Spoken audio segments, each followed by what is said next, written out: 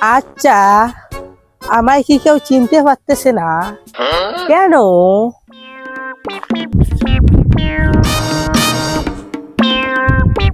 এই যে ভাইয়া।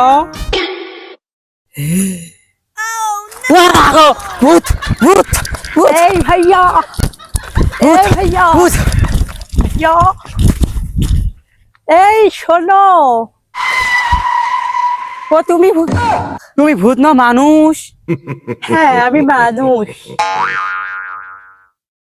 আপু আপনি কি উগান্ডা থেকে এসেছেন নাকি? তুমি কাকে আপু বললে? আমি বাংলাদেশের সুদর্শন পুরুষ, তুমি আমাকে চেনো না? না, আপনি পুরুষ, তাকে বেশ সুদর্শন। আমাকে দেখে তাহলে কি মনে হচ্ছে? মহিলা। কি বললে তুমি? এই দাঁড়াও, দাঁড়াও রে, এই দাঁড়াও, দাঁড়াও রে, এই দাঁড়াও। কেন আপু দৌড়াচ্ছেন কেন? সে কথা বলিয়েন না। আপনি কি বললেন? কেন আপু বললাম? আমাকে দেখে কি আপনার আপু মনে হয়? Oh my god. হ্যাঁ পুরোপুরি।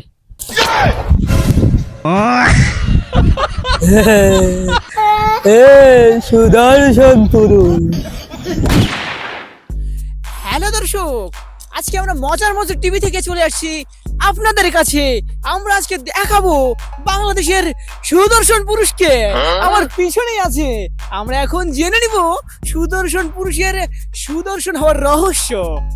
শুন, এই যে আপা, হাই, আপনার সৌন্দর্যের রহস্যটা যদি একটু বলতেন।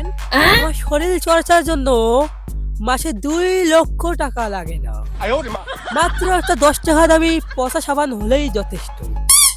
প্রিয় দর্শক, আপনারা এই আপুর কাছ থেকে, ভাইয়ের কাছ থেকে জানতে পারলেন রূপচর্চার জন্য জাফরং সাবানের দরকার নেই, 10 টাকার পচা সাবানই যথেষ্ট। যেহেতু আমরা মজার মজার টিভি থেকে আসছি, সেহেতু আমরা এই সুদর্শন পুরুষকে একটা উপহার দিতে চাই। কি বলেন? যেহেতু আপনি রূপচর্চা আভিজাত্য, সেহেতু এটা হতে পারে আপনার সেই রকম একটি অস্ত্র। কিছু বলবেন না? ধন্যবাদ, আমি অনেক খুশি হয়েছি। বুঝছো না?